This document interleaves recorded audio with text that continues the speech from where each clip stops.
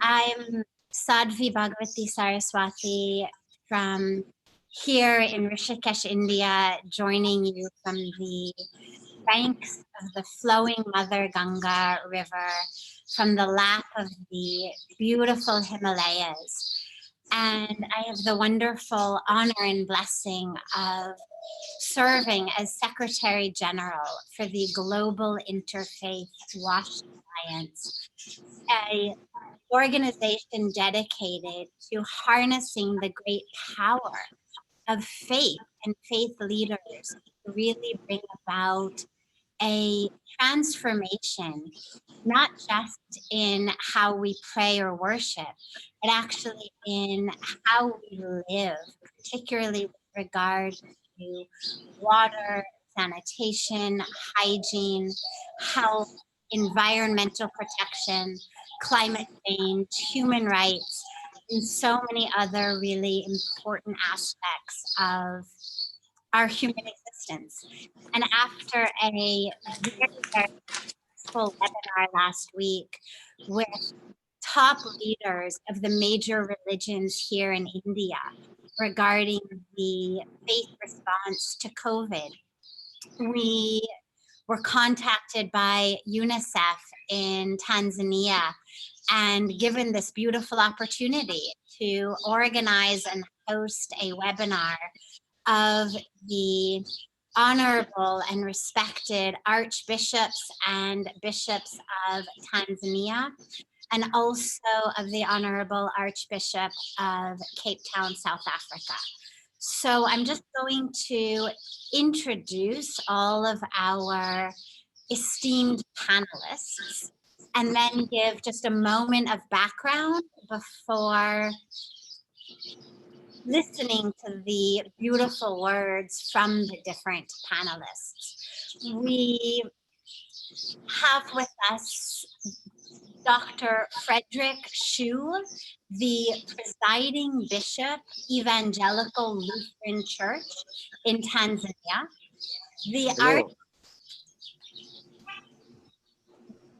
Thank you so much for joining us. Thank you. Archbishop Dr. Maimbo Mndolwa, Primate of Tanzania and Bishop of Tanga. He's with us. There have been a little bit of challenges with his Wi-Fi, but I know that he's here and joining. The Reverend Dr. Charles Kitima, Secretary General for Tanzania Episcopal Conference. Thank you so much for joining us. Reverend Canon Moses Matonya, Secretary General of the Christian Council of Tanzania. Thank you so much for joining us. Our co-founder and chair of the Global Interfaith Wash Alliance, president of Parmarth Niketan Ashram, His Holiness Pujya Swami Chidanand Saraswatiji, who has been a great leader in the world of interfaith in India and across the world. And our James Elder, the Chief of Communications for Eastern and Southern Africa for UNICEF. Those will be the participants. We're also joined, of course, by our teams of UNICEF and of the Global Interfaith Wash Alliance and our communities from across the world. We know the perils that the COVID crisis and COVID pandemic has put much of the world into. And we know the importance of really basic and simple, not necessarily easy, but simple ways to protect ourselves, our families, our communities, our nations, and our world. Steps like staying home, only going out for emergency reasons, maintaining social distance of at least 6 feet, 2 meters between people, ensuring that if we cough or sneeze, that we of course do so into the safety of our elbow, and that if we have any symptoms at all of fever or sore throat or shortness of breath or any of the other myriad symptoms that have been associated with coronavirus, that we absolutely don't go out and we self-quarantine in our room or our home. The importance of really good hand washing with soap for at least 20, if not 30 seconds, every time that we touch something that may have been touched by someone else, or prior to touching our face, or after touching our face. So the behaviors are very simple. What is complex is convincing the public of the importance of following these behaviors, especially in places where the virus is not yet rampant and out of control. And really one of the great goals of this particular webinar is, by God's grace, Africa has not yet been hit the way that Europe and America, China, and other parts of Asia have been hit. And what can we as faith leaders do to keep Africa safe? And so with that, it's a really wonderful honor to request His Holiness Pujya Swami Chidanand Saraswatiji, the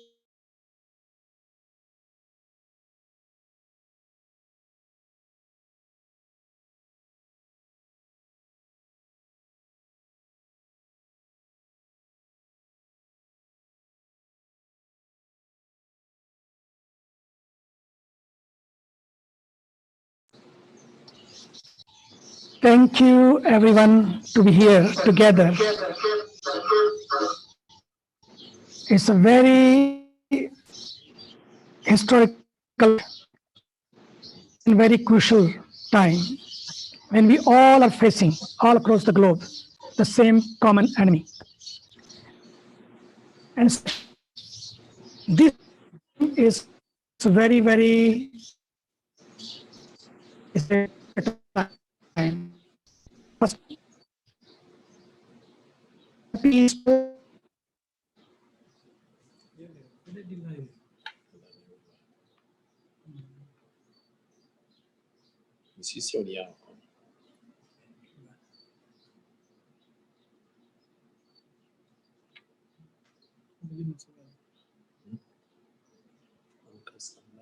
Leave the last, and that's why.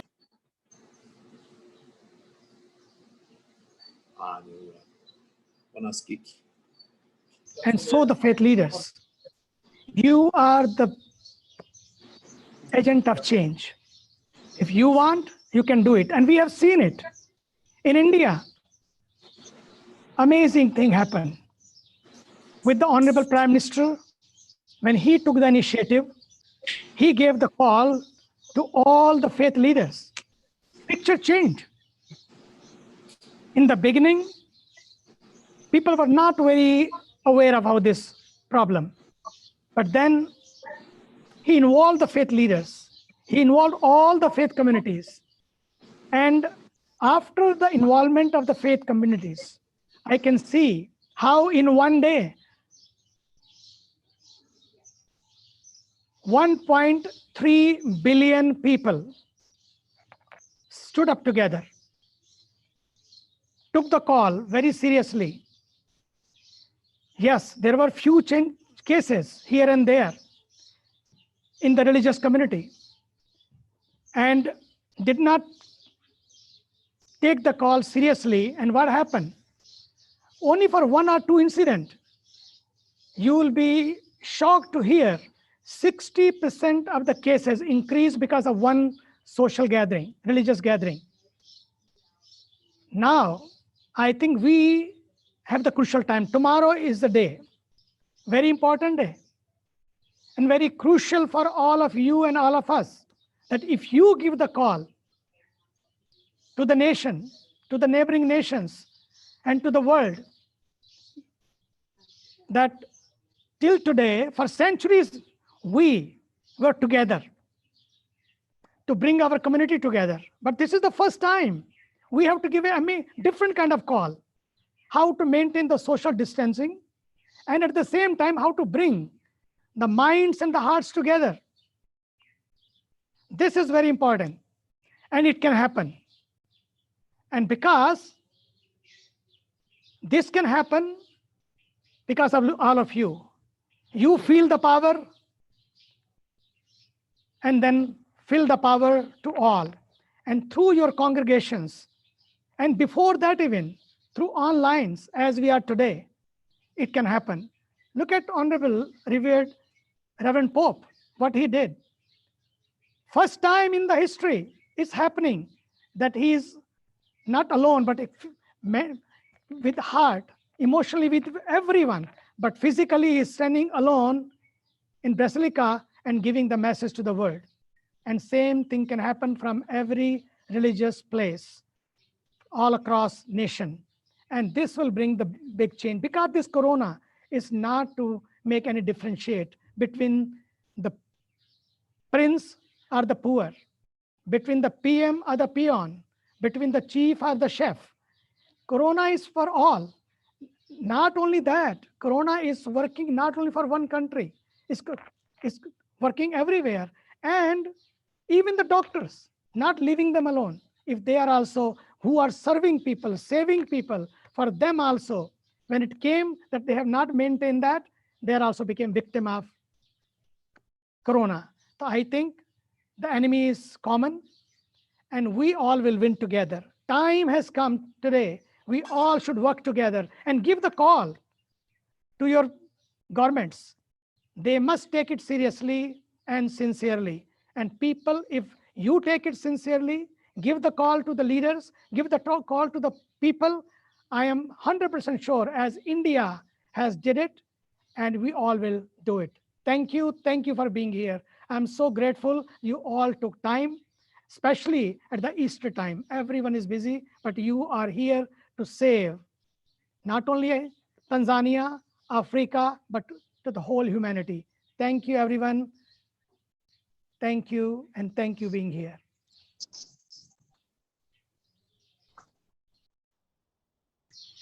Thank you so much, Pujya Swamiji. I would now ask James Elder to speak for a moment, Pujya Swami, about what's happened here in India, where we had, for example, one very large religious gathering during the time of Corona last month that has contributed to a huge percentage of the cases that currently exist.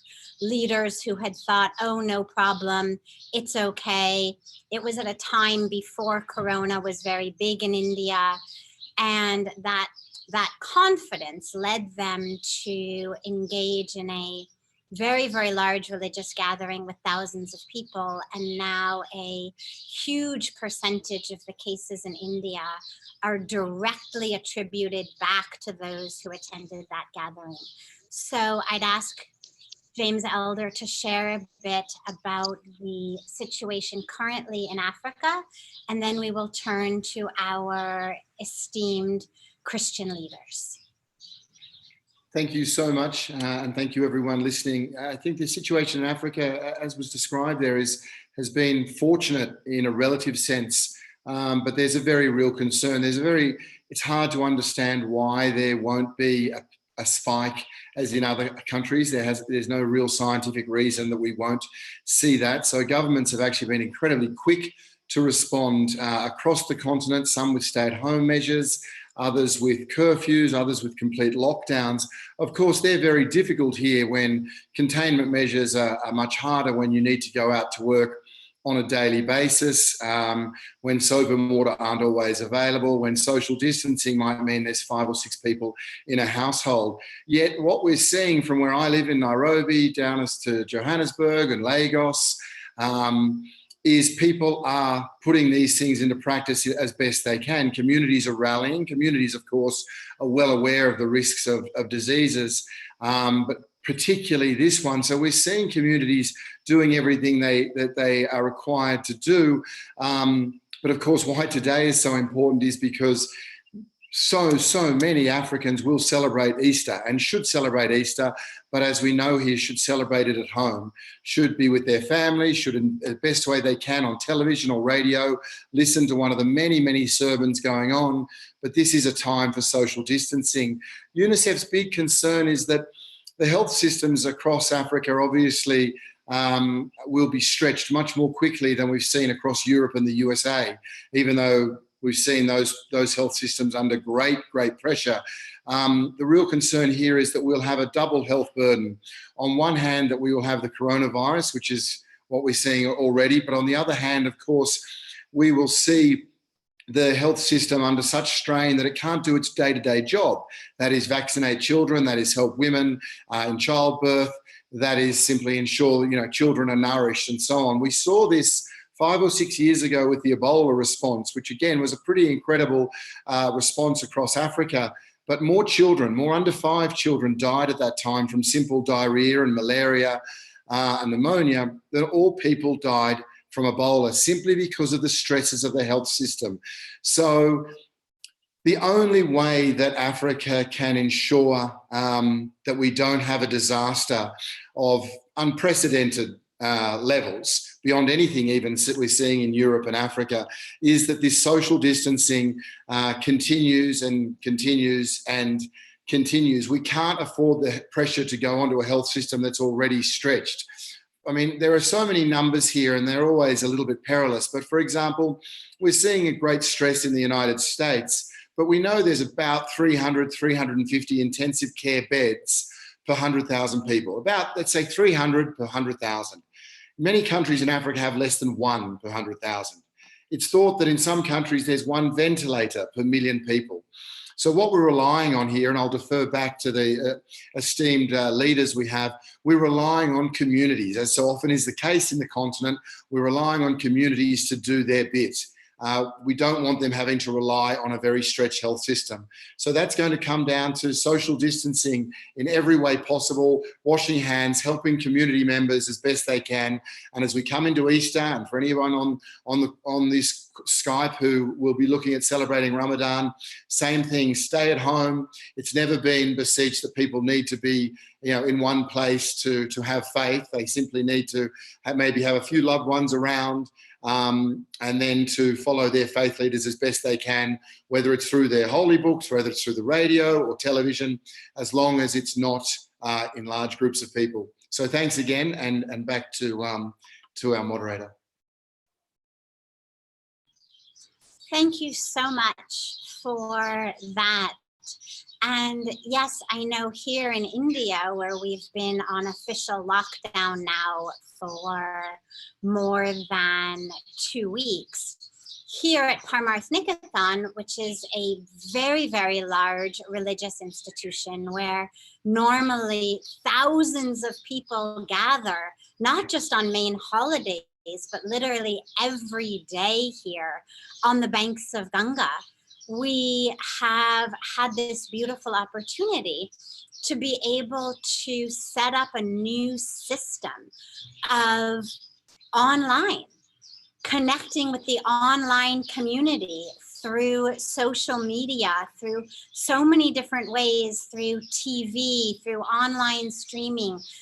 So whether it's prayer ceremonies, whether it's the evening lighting ceremony, whether it's religious discourses, whether it's yoga classes, we've actually been able to offer all of that now online so that no one has to come and be here and put their health, their family, their community at risk, but rather they can be home, staying healthy, being a boon to the community at home, and still be connected to the religious world and religious offerings. So with that, I'd like to move into our first question for the leaders, which is, as eminent leaders of the Christian faith tradition, especially at this holy time of Easter, how do you think your role as a religious leader has the power to keep people of Tanzania and of Africa safe from coronavirus? And moving a little bit more specifically even, what messages can you share in your service tomorrow for Easter and also in any upcoming services to help stop the spread of the virus? Can you encourage your congregation members to stay home and stay safe and connect through other means than actually coming to church? And I'd like to begin with Dr. Frederick Shoo. Thank you very much.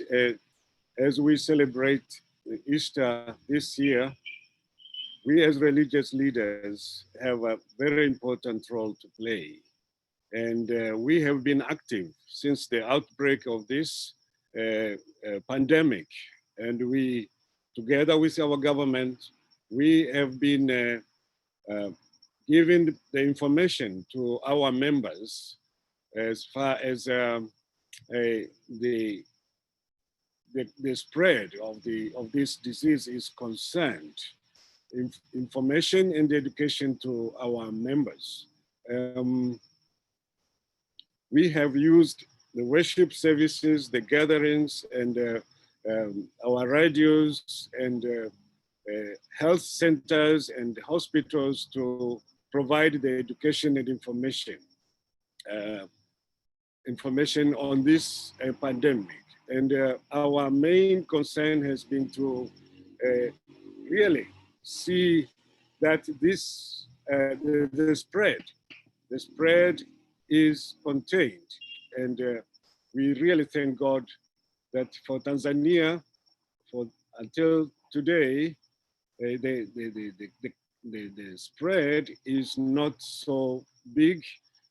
Till today, we have only 32 cases reported and confirmed cases, and 5 people have recovered and 3 have died. But as we celebrate Easter this year, it is important to give the information to everybody that this disease, this pandemic, concerns us all. Nobody is safe. And we have the responsibility to make sure that it does not spread.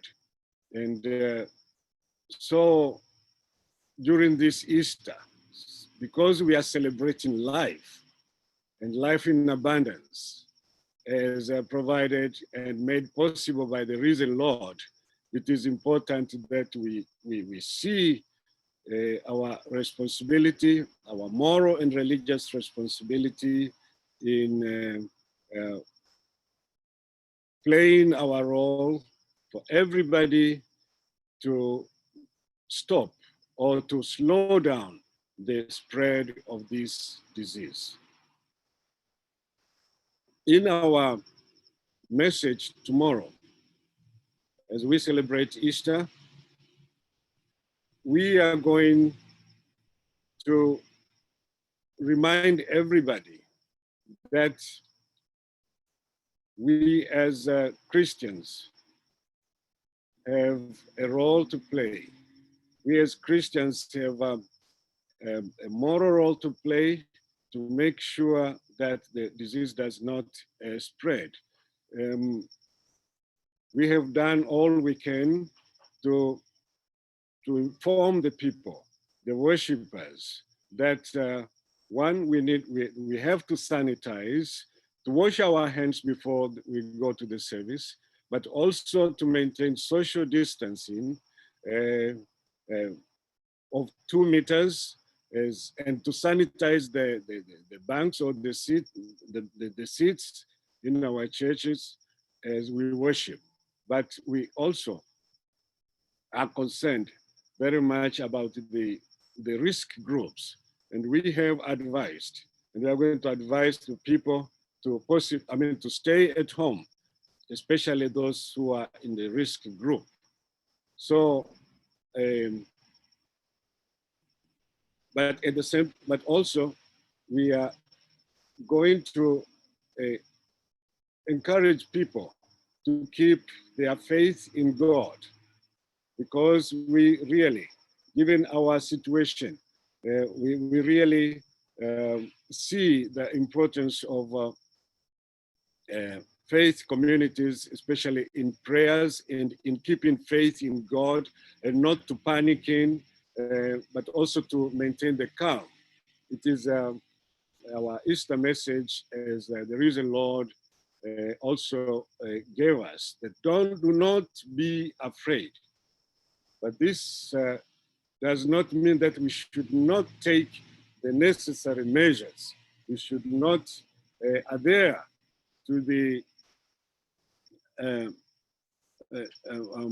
we should not adhere to the recommendations given by our health, our government health authorities. People should maintain that.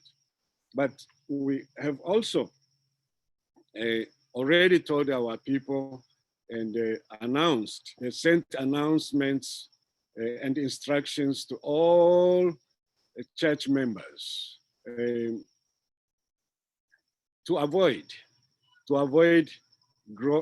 big gatherings, and to avoid ceremonies and celebrations where many people come together, and as well as to not to travel, to avoid unnecessary travels, because this can be really dangerous in spreading the virus. So we have mostly encouraged people not to, to stay at home and not to visit friends or families, because it is a custom here that many people during Easter time, they visit their families and friends. But we have said people should stay at home as much as possible, and to avoid unnecessary travels. Wonderful. Thank you so much for that very strong message, and message that is really so in alignment with what we are hearing and learning and knowing is that which needs to be done. It's a wonderful joy to also now request Dr. Charles Kitima to share, and I'm going to request, if possible, if you can keep comments to between 3 and 5 minutes, so that we have time to go through a couple of rounds of questions that everyone can answer. Thank you very much, moderator. We as a Catholic Church, we take this Holy Week that we start with the last Sunday, which was Palm Sunday, recognizing according to our faith and the faith of all Christians that Jesus is entering Jerusalem to celebrate the Passover, that is recognizing the day God released or saved the Israelites from the Egyptians' slavery, at the same time being cheered by those who were his followers as entering Jerusalem. He also take it that is the occasion is going to accomplish the salvation of mankind in Jerusalem as our faith. So we start the whole week with that Sunday, and it will be really culminated tomorrow on Sunday. we know that we have such a there is intensity of prayer, recognizing the role of our Creator in our lives, and the people really come together to see the importance of God in their lives, in the society, and to really, to be honest, in our country, religious services have been maintained, although we as a Catholic Church, the Holy Father told us that we have to see whether we suspend or we take precautions and offer religious services or worship services. We in Tanzania maintain, but taking into consideration with the seriousness on conditions of distancing and having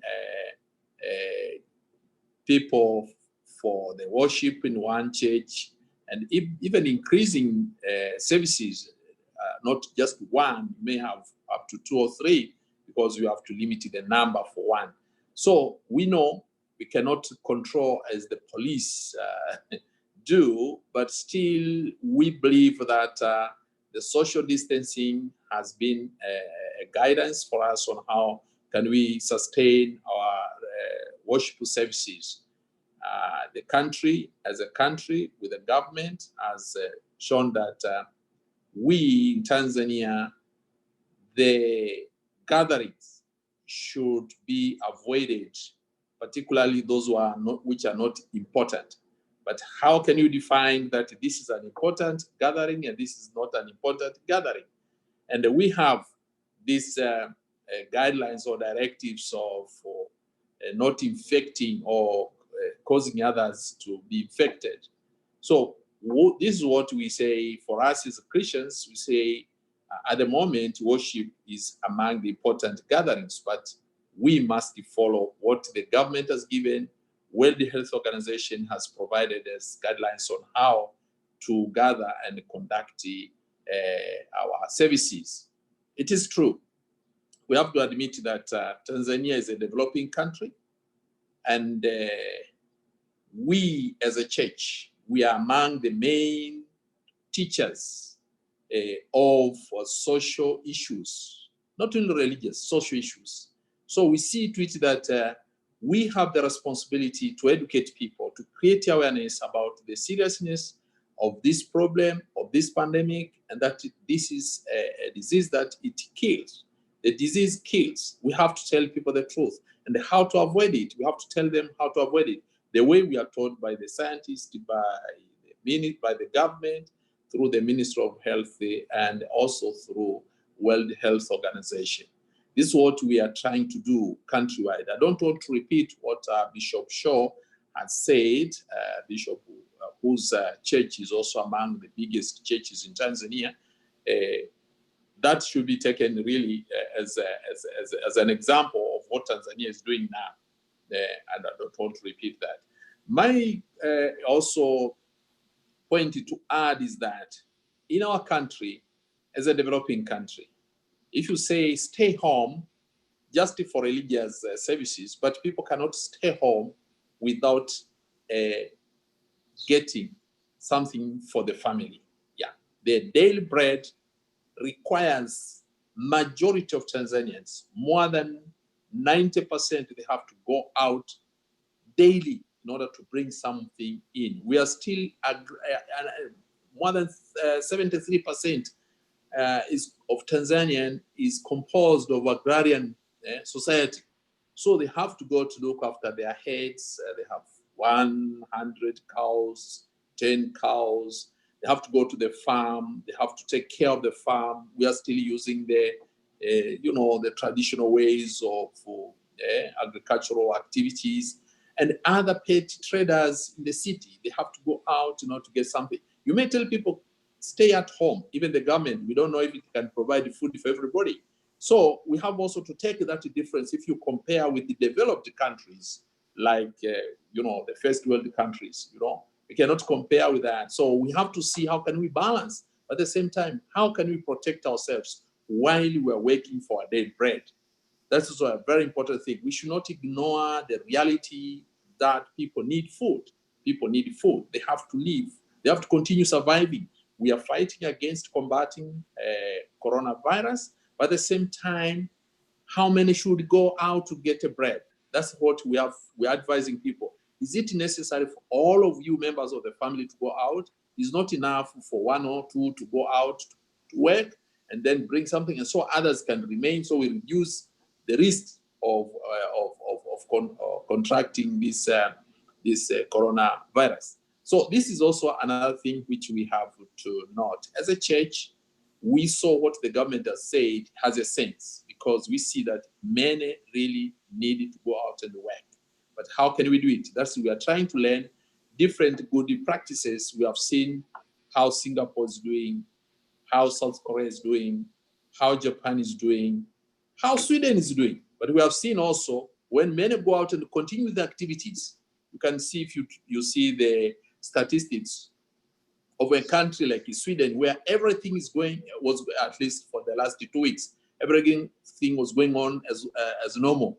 But you can see you have so many cases of infections and death if you compare with other countries. So you can see a risk when you allow people to continue with other activities. But we have also seen how you can control people when they go out from home to a workplace, how many should go to work and how many can work. So if that is properly regulated, then you can see that the poverty is also there, but it can also be controlled if there is a state intervention and the guidelines. So we see the importance of the government to regulate that.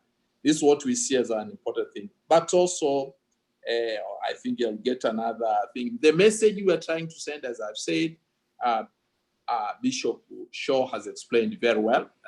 I repeat, we Catholic Church, we have different services.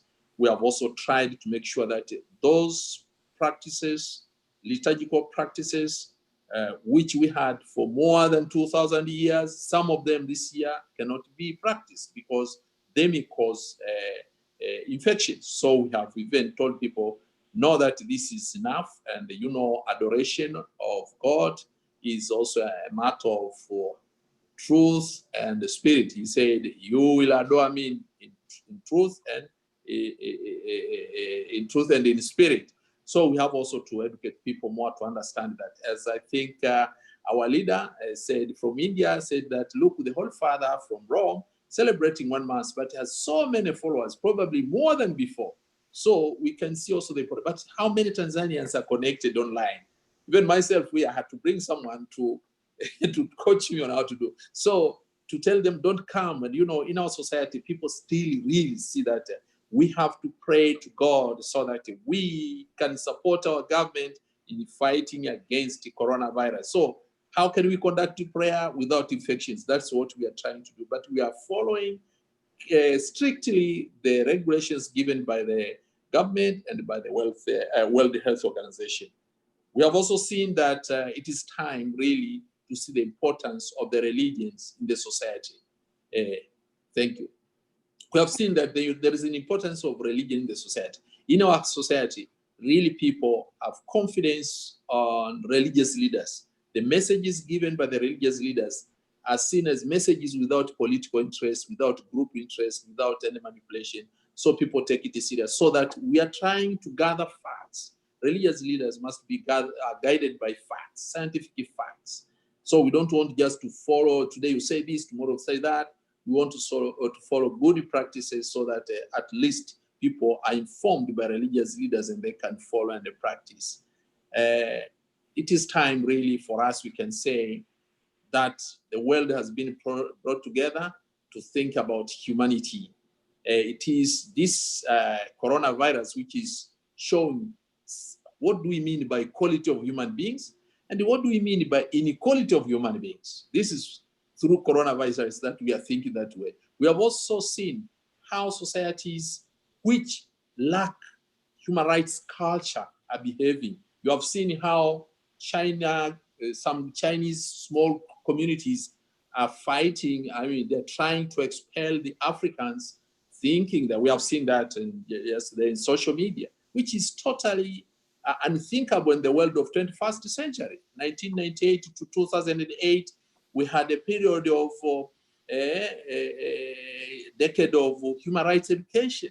But you can see how the society doesn't respect human rights properly, how can they treat others? You have been with these people for the whole period of coronavirus. Now you have probably recovered. Now you say Africans should go away.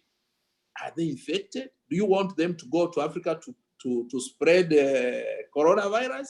But here we have Chinese. They are part of our society, and we feel that we are one. We have so many Indians in Tanzania, so many. They are Tanzanians, and the others are visitors. They are doing businesses. Actually, many of them now are producing for us the masks. These are Indian business people.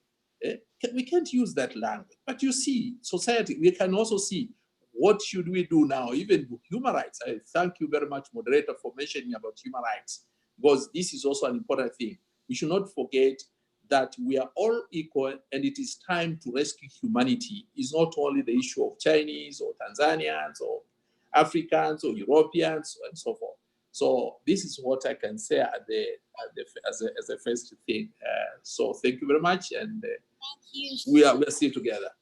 Thank you so much for that really very thorough sharing on so much about what we as religious leaders can be doing, should be doing, as well as some of the really very clear and on the ground challenges that we face in areas that are not necessarily what one would consider as a metropolitan society, as you spoke about still being agrarian and agricultural based communities.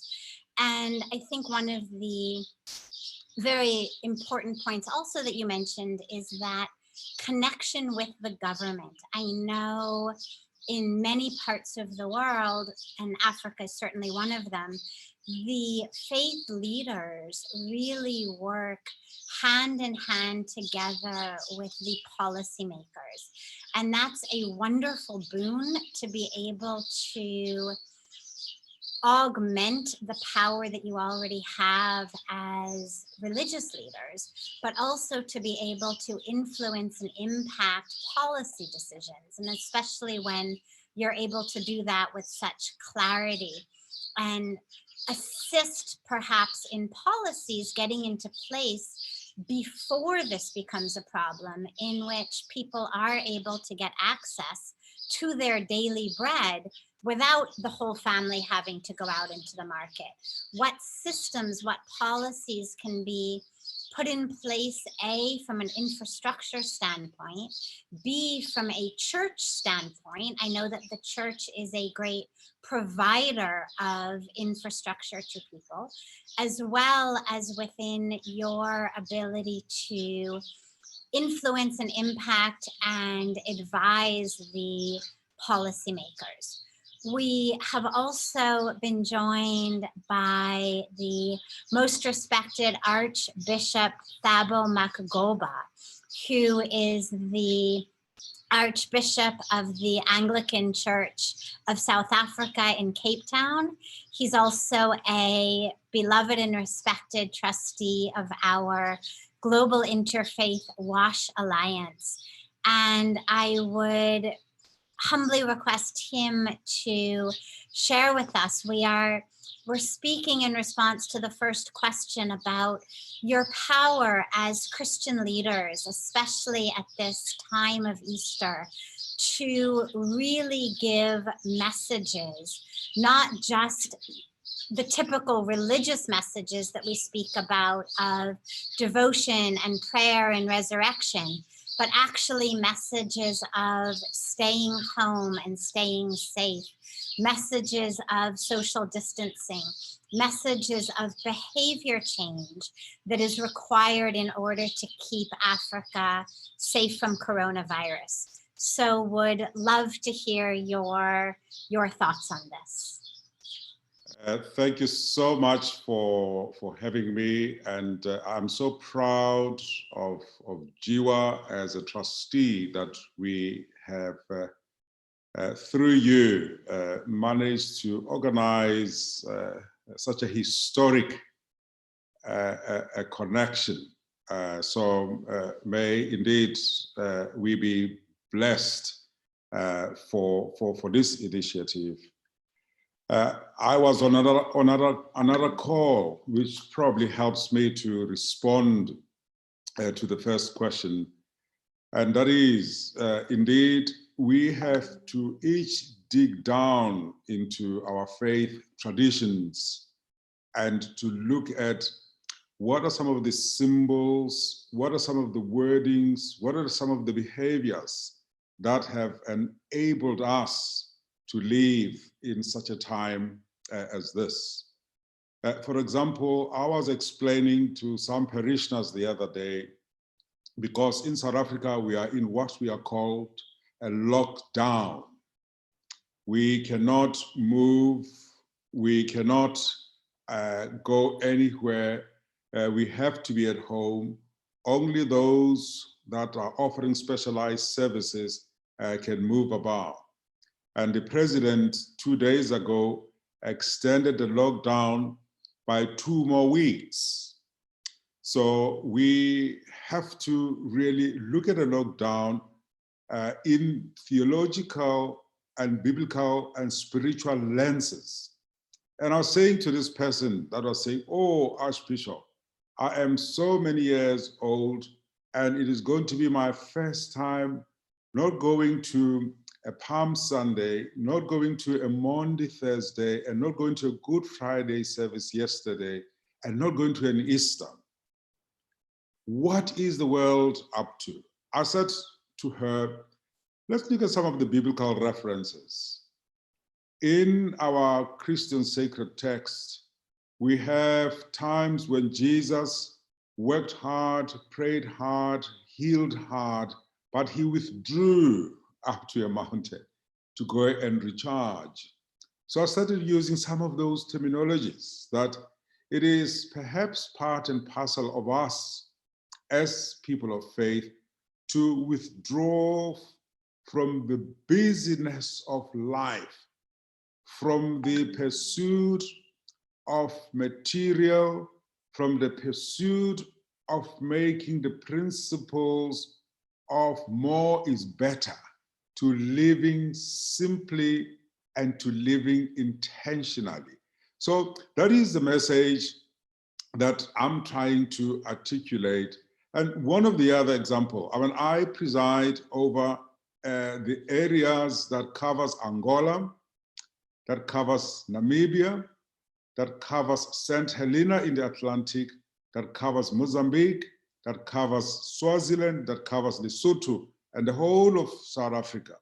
And in my messaging, I have to look at what the governments are saying in those areas and what the church is saying in those areas. So the message is slightly different for a different context.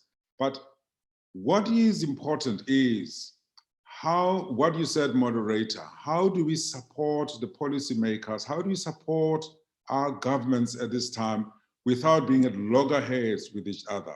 Just a couple of examples. I preside in that area.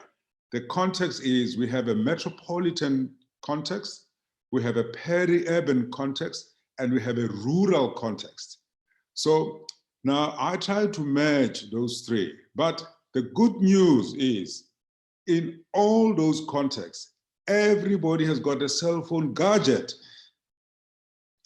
And we have been using the power of cell phone, the power of Zoom like we are doing, the power of YouTube, and the power of broadcasting in local radios, local television stations, to emphasize not our doctrinal positions, to keep the message like, keep washing your hands with soap, keep your hands off your face, keep the social distance, keep away if you cough and cough into your elbow, stay at home. So simple messages, which I also believe they are biblical. And one final example, Good Friday is a very important service for my community here. And what we did an innovative thing. We invited the president of the country, Mr. Cyril Ramaphosa. and his family and his staff to a virtual Good Friday service. He joined via Zoom from his home, and we invited the Archbishop of Canterbury in Lambeth Palace in the UK to join in, and a number of bishops around. And through Zoom, my family, Lungi, Pabalo, Nyakalo, could speak to the nations. And our local broadcaster was very generous. They took that Zoom and spread it in the country, so everybody could then pray Good Friday. I spoke what you said, the message of Good Friday, but the message of saying, let's flatten the curve. Let's try and feed the people where we are allowed. Let's support the government. Let's help during this time to flatten the curve. So those are some of the innovative ways in which we are propagating the message, but the message is very clear. We have to flatten the curve. We have to work with policymakers, and we have to work with those that can still offer some form of economic activity.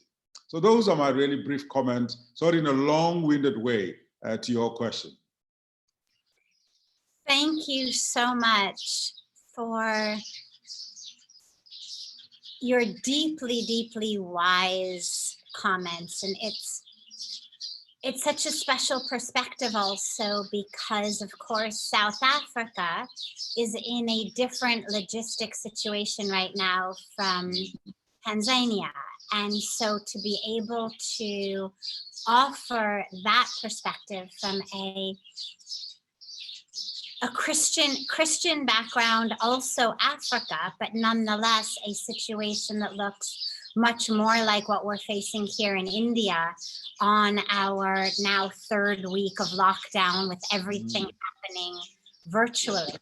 I think your vision and your guidance on that and your leadership on that is really essential for the people of not just South Africa and not just necessarily the countries that you necessarily oversee, but for all of the other countries as well, of ministering as an archbishop to the people via Zoom, via the phone, via YouTube, via so many other ways. And just lastly, I loved your emphasis that this is biblical, that we are not somehow disobeying our scriptures. We are not disobeying God's canon by not coming to services, by staying home, but that rather to protect life is canon and is sacred and is biblical. So thank you so much for that. And I now would request Archbishop Dr. Maimbo Mndolwa to share with us. He's the Primate of Tanzania, Bishop of Tanga.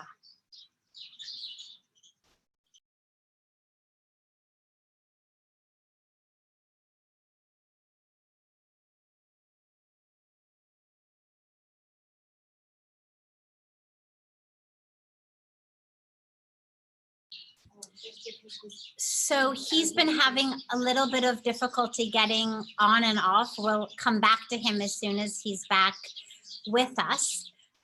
For now, I will turn to Reverend Canon Moses Matonya, the Secretary General of the Christian Council of Tanzania.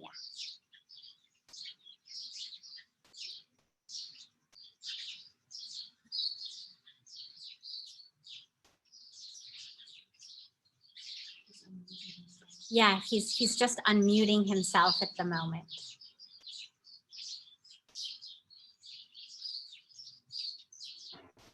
Hello. Okay, can you hear me now? Okay. Okay, can I go on? Okay. Thank you very much. First of all, I'm very thankful that we can convene this way and this is great to hear from different areas of this world. So far as in Tanzania, already the presiding Bishop Dr. Shoo has shared, and Bishop Shoo is the vice chairperson of the Christian Council of Tanzania. So much of what he has shared is what actually the Christian Council of Tanzania is doing. And a few days ago, the government and the religious leaders, the high-level religious leaders, have had a meeting in Dar es Salaam. And the focus was for us all together to see the best way we can do to give education to our people so that they maintain the physical distancing, which is quite important. Even though they are supposed to go out, as Father Charles has said, to fetch water for their families or to find food for their families, but the most important thing is that education must go to our people so that they distance themselves. And even when they are in churches or they are in mosques, they have to make sure that they maintain their self-distancing. And this is the message that we are taking so much seriously. And just yesterday, before I went to the church, I had to circulate messages to members of the Christian Council of Tanzania. As I said, the Christian Council of Tanzania is consisting of 13 denominations, including the Lutheran Church, the Anglican Church, the Moravian, and others, to keep on reminding our religious leaders to give message to our people repeatedly that it is important to maintain self-distancing and also to keep themselves clean and the other precautions as we have been informing them. But also to call for all religious organizations and people from different religions to have a day of prayer together on the 16th of April. And this for us is quite also important as a way of sending the message to people. By having a day of prayer, it doesn't mean that they have to gather together, but wherever they are, whether they are in the farm or whether they're in their offices or whether they are wherever they are, and for a few who can meet in the church, but to have a day where when each one of us is devoting himself or herself praying to God, so that the pandemic which is facing the world can go. We have faith in God that by His power this can be also done. But also we have our position to do as church leaders to make sure that we educate our people. When they are sitting in the churches, they are to be apart from one another for at least 2 meters. And this, I'm very happy to say that really people are keeping this. They are doing this. I went to the church yesterday, to a local church, and a few days ago, I also visited other churches to see whether they maintain this. And I found that they are really doing, the way they have arranged the seats from one seat to the second, there's a distance of 2 meters. Even when they're at home, we have told them not to allow children to go out and play with other children, because here in Tanzania it's quite common. We leave our children just walking around freely. But this now, we strongly emphasize to parents that they shouldn't allow their children. Now schools are closed, colleges are closed, and the universities are closed. But because the custom people have here in Tanzania is that they are socially meeting together. Now we are trying all our best to give education to people that don't allow your children to mix together in sports or in just whatever they may be. But each parent is to make sure that their children are kept safe at home. And even at home, they have to maintain cleanliness. They have to be washing their hands all the time, cleaning their houses. So we are working with the government. The good thing here in Tanzania is that the government and religious organizations, we are together in giving the message to our people. We would wish actually to tell people to stay at home, to be locked at home. But the big challenge, as Father Charles has already said, is that people have to go out to fetch water. We don't have a good system, at least each house to have water, but they have to go out to fetch water.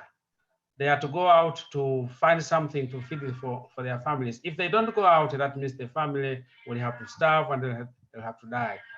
That's why the government has come up with this wise decision that while we allow people to go out for all these needs, but we have to increase our education to make sure that people don't touch one another, people don't shake hands, people are to distance themselves for at least 2 meters. In whatever they do, they have to make sure that they don't have contact with anybody. And I am really pleased to say that we are seriously together, and the message has been the same, and we are united, and we pray that as we go along this way, we may succeed in this war against this pandemic. Thank you. Thank you so much. I am aware that we are running very short of time. So what I'd like to do is to, while we were temporarily joined by our Archbishop Mndolwa, but he seems to have unfortunately gotten disconnected again. So as we wait for him to come back, rather than take a whole other round of questions and then have concluding remarks, I'd like to have them actually come together in one. And what I'd ask of each of you, you've each shared so much already about the problems that the people of your community and your country face, as well as so many wonderful actions that your church, your community, your government is already working to take. And it's very optimistic to hear that, as we know the importance of even one day and even one person. These days online, there are so many really extraordinary diagrams and graphics that the World Health Organization and other such organizations have given us, showing us the power that one day early of going into lockdown, or one person not going out, has on the domino effect, the ripple impact of a community and a country, a continent, and the world. And so what I'd ask is, at this sacred time of Easter, but of course moving forward, what specifically do you, as a very renowned Christian leader, what do you personally pledge to change about the way that you minister to your congregations? And it may be something like telling the congregation to stay home and giving your sermons via online, the way that the Pope is doing, for example, or the way that Archbishop Makgoba has shown they're doing in South Africa.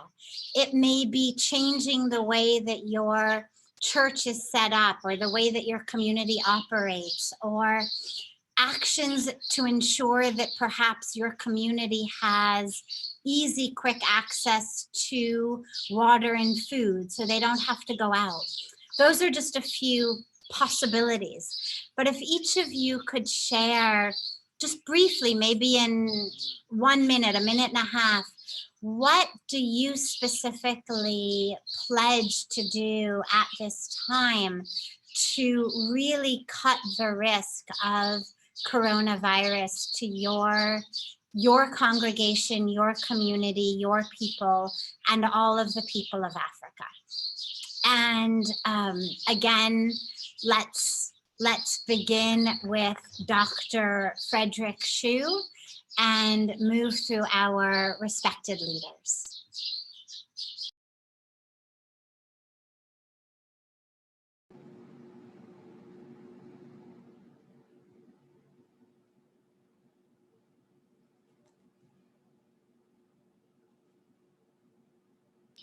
In the meantime that we wait for him to reconnect, I would ask Reverend Dr. Charles Kitima to share with us.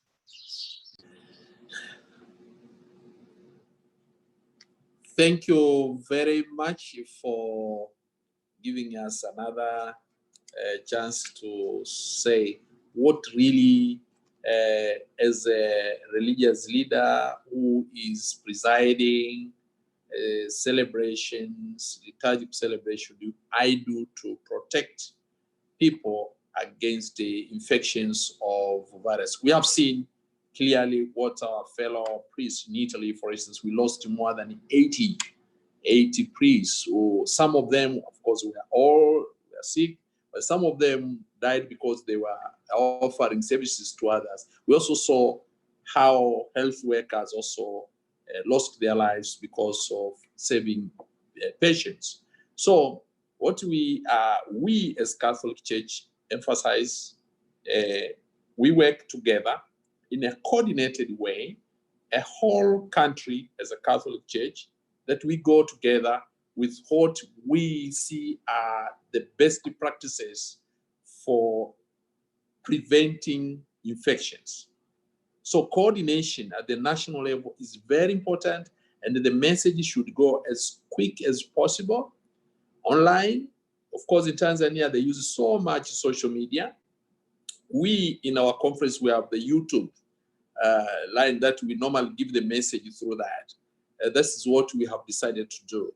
It is true we have to shorten our liturgy services because our liturgy services are so long. So we have to shorten that where they are given, and where we can do online or through radio. Like in Tanzania, we have the Radio Maria, which covers the whole country. So we can offer Mass, we can celebrate Mass, and it can be broadcasted all over the country.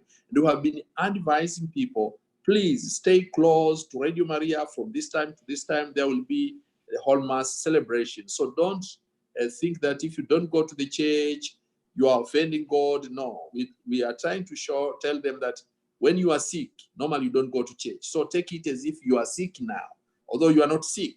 So think that I'm sick, so I can't go to the church. So use Radio Maria. So these are the things that we are emphasizing, and even asking the people to be voluntarily doing that. But we have also another challenge that we are in a society where we have these growing churches from other, our Christianity. Everybody says, I'm touched by God, I have to start my own church. So those are the growing churches that they also bring together people from different parts of the city, while we divide our community in small parishes, but others, they bring them together for the whole city. And we see for the big cities, the services should be very careful because Dar es Salaam, Arusha, and other big cities, we see that we have to contain these zones. This is what I can say so far. Thank you so much. And with regard to the concept of we're sick, acting like we're sick, it actually works very well with this virus, because we know that since many people don't display any symptoms for up to 2 weeks once they've actually been infected, one of the great rules that are given to people is you basically should always assume that you are sick and that the person in front of you is sick. And if you take that as your assumption, you will be safe, you'll protect yourself, and you'll protect them. So thank you so much for that. And Dr. Frederick Shoo has gotten the video back up. So I would ask him for his final 1 to 1.5 minute message of what you specifically really pledge to doing at this time to protect your congregation, your community, and all of the people. Thank you. With all the measures we are going to take, we have said already as far as the worship services are concerned, but we are also going to use our health facilities, the hospitals and health centers and dispensaries to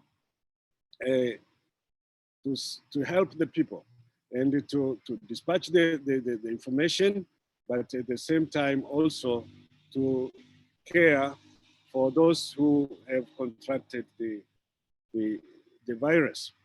But I would like to call upon the international community, like the World Health Organization, to seriously consider and even to intervene the situation in our health facilities in a country like ours, in a continent like ours. You go to a hospital and there is only one ventilator, or there is no ventilator at all. But also for international community, it is time to show solidarity. It is not only through maintaining social distances, but also to really practical support. You talk of washing hands as frequently as possible, but you must be reminded that there are villages where people have to go several miles to find drinking water. And this is also a challenge to the international community. So my call to the people, to the local community is to show the Christian love, or what we call the love to the next. It is important that I protect myself, I protect the others by avoiding or stopping the transmission, so that I'm not, let's say, participate in the transmission by maintaining the regulations and the guidances. We also, as faith leaders, we are going to provide counseling for the people who are staying at home. They should not feel guilty. They should also know that the risen Lord is present even in closed doors, just as he went to see and visit his disciples. The people were afraid, they were locked inside. So even at the family level, we are going to reach them, as my brothers have said, through radio, through social media, to see that they will also worship, and God will listen to their prayers. And at the same time, it is also an opportunity for families to stay together. For some of the families, it is really rare that the entire family, father, children, mother, are together. And so it is an opportunity to stay together as a family. I know there is a danger of violence, so people should also avoid violences, family violences. So there is a gender concern for the especially for children and for women. So we are going to help and counsel people how to stay together as a family and have God's presence even in the family. Thank you. Thank you. So I call for solidarity, and I trust and pray that together in solidarity we can fight this coronavirus. Thank you very much. Thank you so much. And I'm absolutely sure that together we will be able to fight this virus. We have gotten Archbishop Dr. Maimbo Mndolwa online. He's on the phone, so we don't have the joy of him visually, but we have him connected via audio.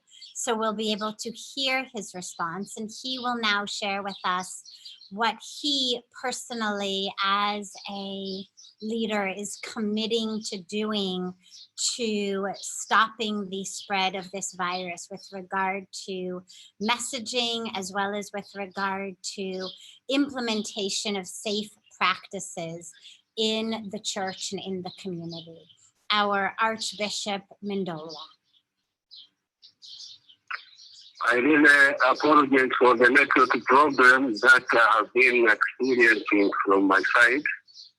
And I appreciate for the effort that you, organizing team, have done so far to put me on track. I'm aware that brothers and sisters have already spoken about the challenges and the successes that the religious Christians have been facing in working on the pandemic. But my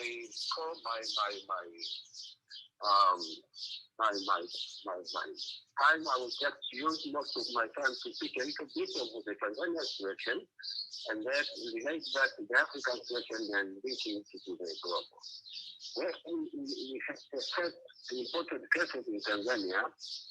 The political leaders in Tanzania called the religious leaders. We sat together and we agreed that we open worshiping centers so that we have a time to train our people on the prevention and the ways of keeping themselves safe.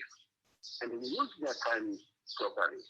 We thank God that has helped us a little bit, because we were able to introduce some of the teachings that the health workers have been advising us to do.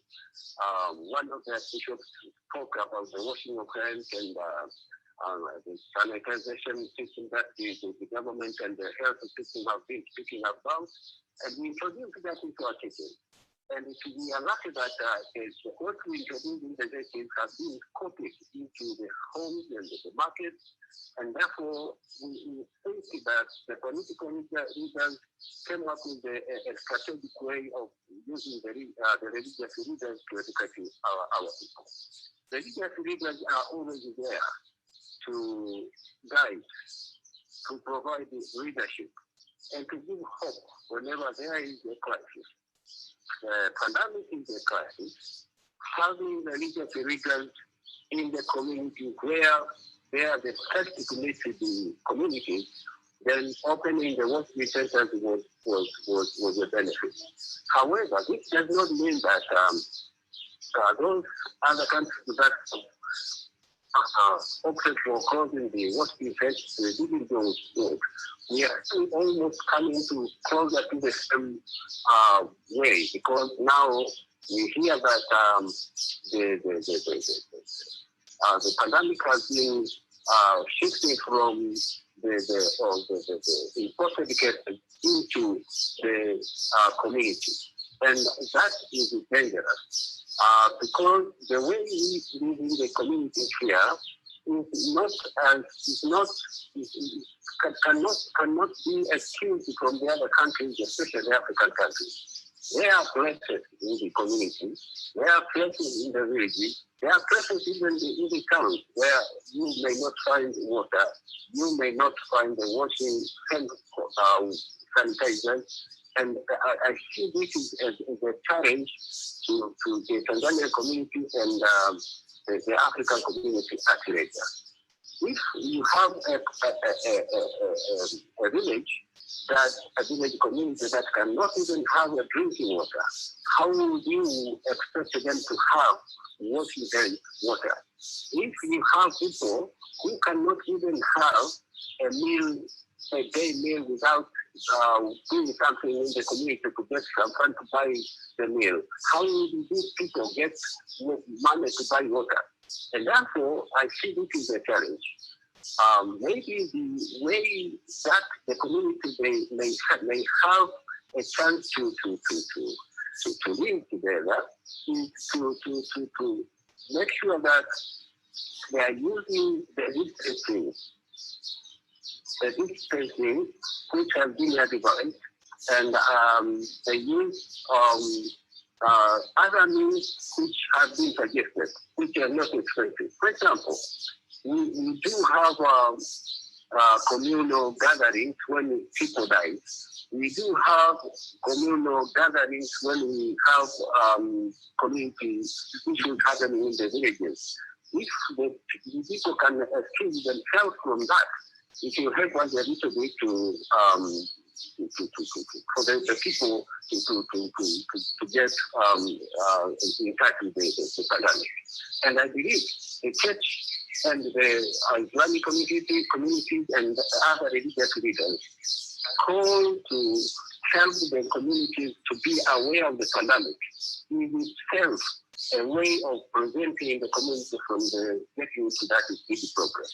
And I really think and believe that if we continue working together with the government, we will be able to help the community from those small gatherings to escape those small gatherings. Yes, thank you. Thank you. Another call is to the government. Yes. Currently, we don't have those testing kits in the community. And if we can provide those testing kits in the dispensaries and the health centers, then that can help a lot in the communities that cannot even have water for washing them. Yes, Dr.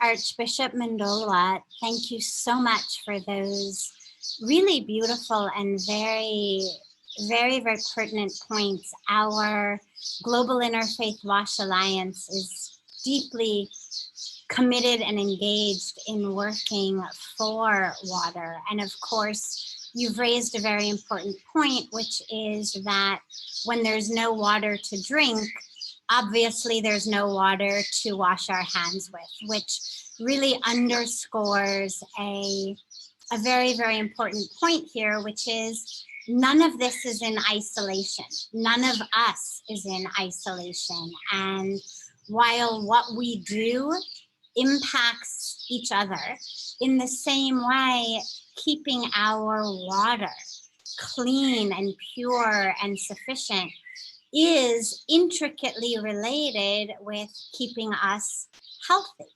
And so thank you so much for raising all of those very, very important points. And we're so glad that you were able to join us on the call today. I would like to turn quickly at this moment to our respected Archbishop Makgoba. You've already shared so much and so beautifully about how things are moving in South Africa. But just if you could also give a final word, especially with regard to any particular pledge, commitment from your side with regard to this virus. I know you're already doing so much, but if there's anything that you'd like to add at this point, either a commitment from your side, from your church, or a closing powerful message to the leaders from other parts of Africa, that would be wonderful. Thank you so much. And really, my commitment is COVID-19 knows no gender, it knows no religious difference, it knows no age, it does not carry a passport. It is going to affect all of us unless we all continue with the solidarity. I pledge in Southern Africa to ensure that we support all initiatives, ecumenical, interfaith, and non-governmental. If our governments want some of our churches that are closed for screening, for testing, and for treatment, we will offer all those churches for that. If our government wants our churches to quarantine people, we will offer all those facilities so that together we may flatten the curve.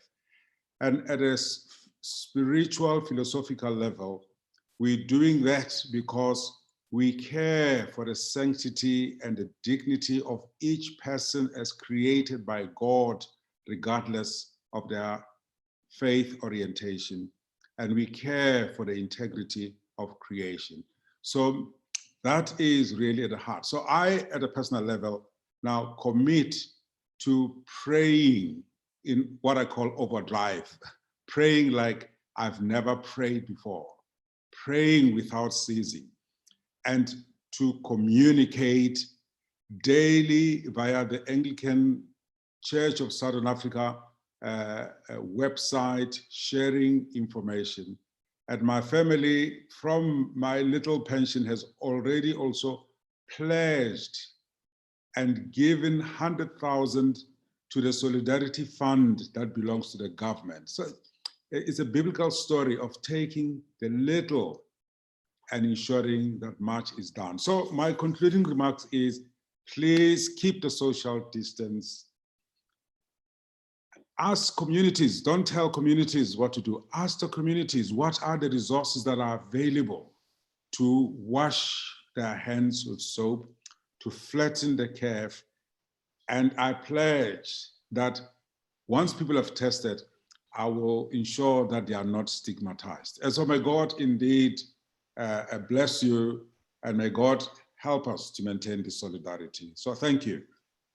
Thank you so much. I know that offer of the church, of the place to the government, to the doctors is so powerful, because in so many places, the religious communities are the ones with the land, the buildings, the space, in many cases, the hospitals.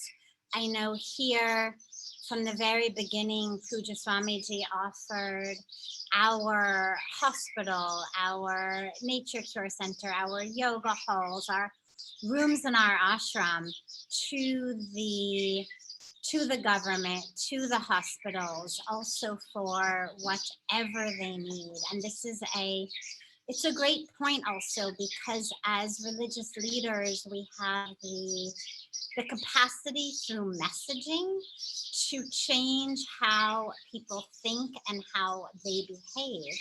We also have the capacity through our infrastructure to actually be able to provide, whether it is space for medical care, whether it's the actual medical care, whether it's the financial resources, whatever it may be, the arms of our capacity as faith leaders stretch very, very wide. And so thank you also for that beautiful inspiration. And I would ask our Reverend Canon Moses Matonya to give his final commitment pledge for, and then we will have a moment in final response by UNICEF and also by Pujya Swamiji before concluding. Thank you very much. We, the Christian Council of Tanzania, are committed to working together with the other organizations inside Tanzania and outside Tanzania, so that we put our efforts together as we deal with this pandemic problem. We, again, wanted to emphasize to our people to keep the social distance, at least if the education goes to each person, that they maintain this and also wash their hands, this can be a very powerful way of combating the problem. And I pray that God will continue to put us together. And I thank you for organizing this conference to take place. And now you know the situation that we have in Tanzania. And we invite also your advice and your prayers, and also your support, so that our community in Tanzania is kept safe. So far, we thank God that we have a few cases, but the situation indicates that it may go up. So let's work together. We cannot just take it easily that we have few cases, then we can just rest. But we have to work together and make sure that the problem is getting away. We consider the situation in South Africa, and we are together in prayer as well, so that God may really intervene and stop the problem in South Africa, as we pray for other parts of the world as well, that God may help us really. But this has been great, and I just want to thank you so much for organizing this conference. Thank you. Thank you also so much for joining us and for your wise words, your inspiration, and also, most importantly, that which you are doing for your community there in Tanzania and throughout Africa. I would ask James Elder to share a brief comment at this point, and then we'll request Pujya Swamiji also to give his concluding thoughts and blessings. Thank you so much. Yeah, it's just a request to have such, esteemed friends on the line as you do speak to your congregations remotely in the coming days, and of course even after Easter, just to share with them a few things that they can say to parents. Parents, of course, have such a critical role at all times, but now probably more than ever, because their kids are in very confined spaces. As we hear from South Africa, certainly where I am in Nairobi, lockdowns and curfews will become the new norm. And it's really important that parents, have these conversations with their kids. So I'd say four things if you find the way to share with your virtual congregations. One is, help them understand that they are part of the solutions. This is without a doubt the biggest thing happening in children's lives ever, and we need to be appreciative of that. Help them understand that those simple things that we're talking about, social distancing, by that means physical distancing, that still means keeping in touch with people, but physical distancing and hand washing, kids are part of the solution there. Kids are protecting their families in that moment. Kids are protecting their communities. It's important they don't feel that they have no role here. In fact, by doing those basics, they are part of the solution. The second thing I just say is talk to them, find out what they know. There's so much misinformation going around. Some of it ridiculous, to ice cream is a problem, to having a beard, whatever it may be. Social media can amplify the best in human nature, but it can also bring out the worst. And it's very important you listen to your kids and find out what they know. There are very good sources of information. You, of course, can be a good source of information, but there's so much there so that kids know the right things and don't fall for so much of the social media noise. The third one is, I guess, stop talking with them and just play. Have coronavirus-free moments. Make sure parents have those times. Kids are wired for play. It doesn't have to be high-tech play. It can be simple stuff. It can be cardboard boxes. The other day with my kids, we were rolling up socks and playing football. Stop talking about coronavirus for a while with kids and make sure parents just play with their children. I lost that game of football 3-0, by the way, but there will be a rematch this afternoon. And the last one is with your congregations, with those families that you get a chance to, when things are really tough, for those families in villages, as we've been talking about, where there are scarcities of food and water, if things get really tough, please encourage in those families, let children eat first. they are the ones with the weakest immune systems. They are the most fragile. So if things get really bad, encourage families to let children eat first. But of course, we hope we can avoid that most gravest situation. Again, thanks so much to everyone. Sadhvi, Bhagawati, back to you. And I hope we can do more of these in the future. Thanks, everyone. Thanks so much, James. It was so wonderful to have you on the call, and partnering with UNICEF here in India, in New York, now in Africa, has been such really a wonderful and great honor. And I loved these very simple messages to give to the parents to work with their children at home. I just wanted to add one other really essential point, I think, for all, but especially for children whose minds are so simple in so many ways and who take things so deeply and so literally, is to help them really understand, with no questions about it at all, that God is not angry at them, that they have not made some mistake. Usually with children, when they're bad, we send them to their rooms. We say, you've been bad, now go to your rooms. And this idea of all of our communities now essentially having been sent to our rooms is something that I know we've been hearing from communities around the world, that children are really struggling with. Why is this happening? Is God angry at us? Have we made some horrible mistake? And one of the really crucial and beautiful roles that religious leaders can play through the parents to the children, and also directly to the children, if you are ministering directly to youth groups, is God is not angry at you. This is not a punishment. And this is something for all of us this is an opportunity. It's a challenge and an opportunity for all of us to really come together and to realize that this whole illusion of separation has really been just that, an illusion.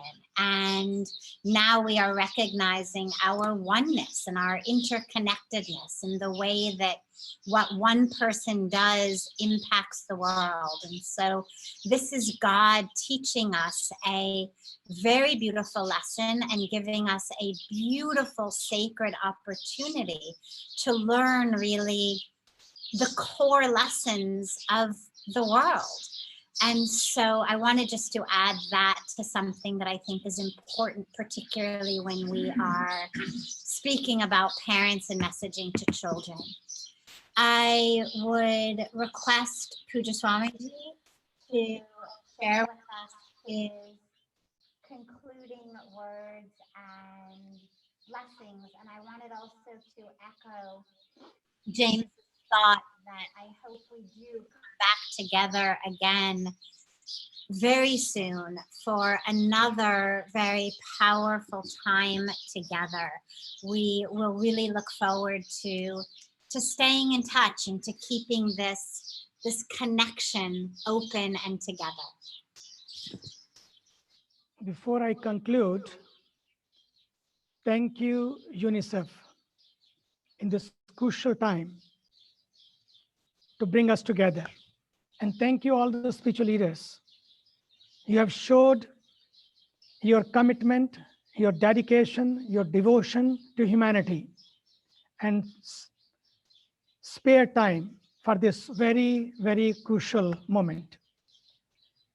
Number 3, which is very important, as our Archbishop of South Africa from Cape Town mentioned about lockdown. We are also having lockdown in India. Maybe tonight, again, we will hear 14 more days for lockdown. But I want to remind you, we can stay locked, but we should not feel down. Our energy, our synergy, our immunity always should stay strong. One thing is very more important, which we can remind our congregations. In this time of pandemic, we should not be panicked. We should be precaution. We should keep precautions. Precaution is better than cure. It's better to be safe than sorry, which is very important to me, that in this moment, we should tell people to be more prayerful, because prayer boosts our immunity. We can stay positive. With the positivity boosts our immunity. Spirituality boosts our immunity. And these are the moments that we can stay strong, be positive, be safe. Yes, there are places we cannot stay home, but at least we can maintain, because not everywhere, as our father and our Archbishop mentioned, in Tanzania is difficult because people have to go out. But at the same time, yes, for their water needs, for many needs, they have to go out. But when they are at home, they should stay more and more time at home and maintain social distancing. And to the religious leaders, I will request, if we can do, if it is possible, even maintaining the social distancing in the churches, but it's better that if we can tell our congregations that there will be less now church services. Let us have church at home. Let us have church at our heart. Let us have the Jesus in our heart. Let be Jesus in our heart. I think this will be very important. I have seen in India, all the spiritual leaders have come together, and first time ever in the history of humankind, all these religious places, doors are closed. Even Mecca and Medina is closed. Even Vatican is giving the great message through this great innovation, being online. Let us be online and stay aligned with the divine. Last but not the least, people who have lost their lives in this coronavirus war. I think we are all together. It's a great moment and great opportunity and very holy and special time of Easter. Can we close our eyes together and pray for those people who have lost their lives? Pray for those people who have lost their dear and near ones, and ask for the strength, ask for the peace. Can we close our eyes for a moment and pray for all those beautiful souls?